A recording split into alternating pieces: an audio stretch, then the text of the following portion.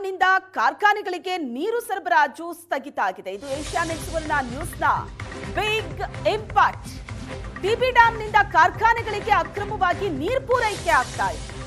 April 24ರಂದು Asianet ಸುವರ್ಣ news ಈ ಬಗ್ಗೆ ವರದಿಯನ್ನ ಪ್ರಸಾರ ಮಾಡಿತ್ತು.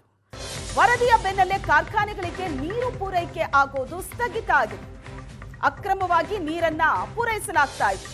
ಈ ಬಗ್ಗೆ ಏಷ್ಯಾನೆಟ್ ಸುವರ್ಣ ನ್ಯೂಸ್ ಏಪ್ರಿಲ್ 24ನೇ ತಾರೀಕು ವಿಸ್ತೃತವಾದಂತ ವರದಿ ಪ್ರಸಾರ ಮಾಡಿದ ಬೆನ್ನಲ್ಲೇ ಈಗ ಅಕ್ರಮ ನೀರು ಪೂರೈಕೆ ಸ್ಥಗಿತ ಆಗಿದೆ.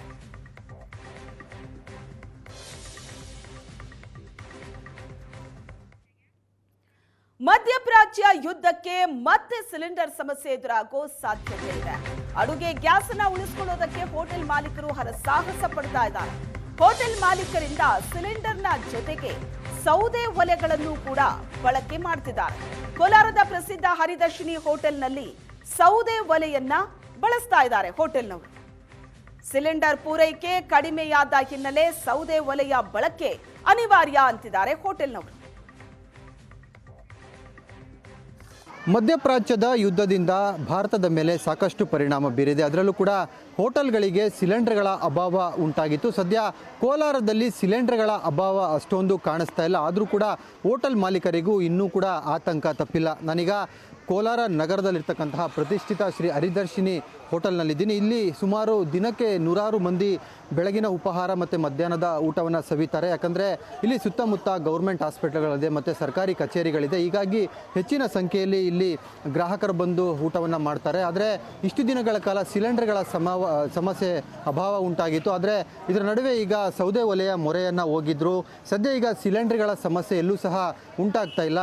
ಗ್ರಾಹಕರಿಗೂ ಕೂಡ ಊಟದ ಸಮಸ್ಯೆ ಎಲ್ಲೂ ಸಹ ಉಲ್ಬಣ ಆಗ್ತಾ ಇಲ್ಲ. ಹೋಟೆಲ್ಗಳ ಮಾಲೀಕರಿಗೂ ಸಹ ಒಂದು ರೀತಿಯಾಗಿ ಸಿಲಿಂಡರ್ಗಳ ಸಪ್ಲೈ ಏನೋ ಆಗ್ತಾ ಇದೆ. ಆದರೆ ಇದರ ನಡುವೆ ಮತ್ತೊಂದು ಆತಂಕ ಏನಂದರೆ ಎಲ್ಲಿ ಸಿಲಿಂಡರ್ಗಳ ಅಭಾವ ಉಂಟಾಗುತ್ತೋ ಮತ್ತೆ ಅನ್ನುವಂಥದ್ದು ಇಲ್ಲಿ ಕೋಲಾರದ ಬಹುತೇಕ ಎಲ್ಲ ಹೋಟೆಲ್ ಮಾಲೀಕರಲ್ಲೂ ಕೂಡ ಈ ಒಂದು ಆತಂಕ ನಿರ್ಮಾಣ ಆಗಿರ್ತಕ್ಕಂಥದ್ದು. ಯಾಕಂದರೆ ಇನ್ನೇನು ಕೆಲವೇ ದಿನಗಳಲ್ಲಿ ಸಿಲಿಂಡರ್ಗಳ ಅಭಾವ ಉಂಟಾಗ್ಬೋದು ಅನ್ನುವಂತಹ ಚರ್ಚೆ ಸಹ ನಿರ್ಮಾಣ ಆಗಿರ್ತಕ್ಕಂಥದ್ದು. ಸದ್ಯ ಈ ಒಂದು ಹೋಟೆಲ್ನ ಒಳಗಡೆ ಇರ್ತಕ್ಕಂಥ ಕಿಚನನ್ನು ಸಹ ಗಮನಿಸ್ಬೋದಾಗಿದೆ. ಇಲ್ಲಿ ಸೌದೆ ಒಲೆಯ ಜೊತೆ ಸಿಲಿಂಡರ್ಗಳನ್ನು ಎರಡೂ ಸಹ ಬ್ಯಾಲೆನ್ಸ್ ಮಾಡ್ತಕ್ಕಂತಹ ಪರಿಸ್ಥಿತಿ ನಿರ್ಮಾಣವಾಗಿದೆ.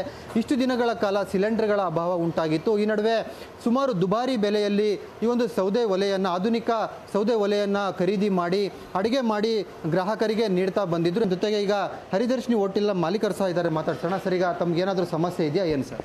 ಸರ್ ಸಮಸ್ಯೆ ಅಂತ ಆ ಥರ ಅಂದರೆ ಈಗ ಮುಂಚೆ ಸ್ಟಾರ್ಟಿಂಗಲ್ಲಿ ಸ್ವಲ್ಪ ತುಂಬ ಕಷ್ಟ ಆಗಿತ್ತು. ಸೌದೆ ಒಲೆಗಳು ಕೂಡ ಸಿಗ್ತಾ ಇರಲಿಲ್ಲ. ಅದಕ್ಕೂ ತುಂಬ ಡಿಮ್ಯಾಂಡ್ ಆಗಿತ್ತು.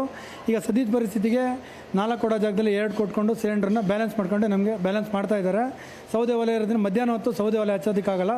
ತುಂಬ ಬಿಸಿಲಿನ ತುಂಬ ಕಷ್ಟ ಇರೋದ್ರಿಂದ ಕೆಲಸಗಾರರಿಗೆ ಕಷ್ಟ ಆಗುತ್ತೆ ಅಂತ ಒಂದು ಇದು ದೃಷ್ಟಿಯಿಂದ ಮಧ್ಯಾಹ್ನ ಹೊತ್ತು ಗ್ಯಾಸ್ ಮಾಡ್ತೀವಿ. ಬೆಳಗ್ಗೆ ಹೊತ್ತು ಸೌದೆ ಮಾಡ್ಕೊಂಡು ಅಡ್ಜಸ್ಟ್ ಮಾಡ್ಕೊಂಡು ಹೋಗ್ತೀವಿ. ಇದೇ ಥರ ಗ್ಯಾಸ್ ಬರ್ತಾ ಫ್ರೀ ಆಗಿಬಿಟ್ರೆ ಏನೂ ತೊಂದರೆ ಆಗಲ್ಲ. ಇನ್ನು ಕಷ್ಟ ಆಗ್ಬಿಟ್ರೆ ಈ ಬೇಸಿಗೆನಲ್ಲಿ ಸೌದೆ ಒಲೆಯಲ್ಲಿ ಅಡುಗೆ ಮಾಡೋಕ್ಕೆ ಆಗೋದೇ ಇಲ್ಲ. ತುಂಬ ಕಷ್ಟ ಅದು. ಕೆಲಸಗಾರಿಗೂ ಸಮಸ್ಯೆ, ನಮಗೂ ಸಮಸ್ಯೆ. ಹಂಗಾಗಿ ನಾವು ಮೊನ್ನೆ ಎಲ್ಲ ಲಾಸ್ಟ್ ಟೈಮ್ ಗ್ಯಾಸ್ ಇಲ್ಲದಾಗ ಸ್ಟಾರ್ಟಿಂಗಲ್ಲಿ 1 ದಿವಸ 2 ದಿವಸ ರಜಾ ಮಾಡಿದ್ವಿ. ಈಗೇನು ಆ ಥರ ಪರಿಸ್ಥಿತಿ ಏನಿಲ್ಲ. ಅದೇ 4 ಕೊಡೋ ಜಾಗದಲ್ಲಿ 2 ಕೊಡ್ತಾಯಿದ್ದಾರೆ. 1 ಕೊಡೋರಿಗೆ ಹಿಂಗೆ 1 ದಿವಸ ಕೊಡ್ತಾವ್ರೆ. ತೊಂದರೆ ಏನು ಆ ಥರದ್ದು ಏನಿಲ್ಲ ಸರ್. ಸದ್ಯಕ್ಕೆ ನಡೀತದೆ, ನೋ ಪ್ರಾಬ್ಲಮ್. ಸರ್ಕಾರ ಏನಂದರೆ ಈ ಪರಿಸ್ಥಿತಿನ ಜಲ್ದಿ ಎಲ್ರಿಗೂ ತಿಳಿಗೊಳಿಸಿ ಜನಗಳು ಸ್ವಲ್ಪ ಆರಾಮಾಗಿರೋ ಥರ ಮಾಡಿದ್ರೆ ಸಾಕು ಅಂತ ಸರ್ಕಾರ ಮನವಿ ಮಾಡ್ಕೋತೀವಿ ಸರ್. ಇದಿಷ್ಟು ಏನು ಹೋಟೆಲ್ ಮಾಲೀಕರು ಹೇಳ್ತಾ ಇರ್ತಕ್ಕಂಥ ಮಾತು. ಇದೇ ರೀತಿಯಾಗಿ ನಮ್ಮ ಏನಿದೆ ಸಿಲಿಂಡರ್ಗಳನ್ನು ಪೂರೈಕೆ ಮಾಡಿ ನಮ್ಮ ಸಮಸ್ಯೆಗಳನ್ನು ಬಗೆಹರಿಸಲಿ ಸಹ ಅಂತ ಮನವಿ ಮಾಡ್ತಾ ಇದ್ದಾರೆ. ಕ್ಯಾಮ್ರಾ ಪರ್ಸನ್ ಶ್ರೀನಿವಾಸ್ ಜೊತೆ ದೀಪಕ್, ಏಷ್ಯಾನೆಟ್ ಸುವರ್ಣ ನ್ಯೂಸ್, ಕೋಲಾರ.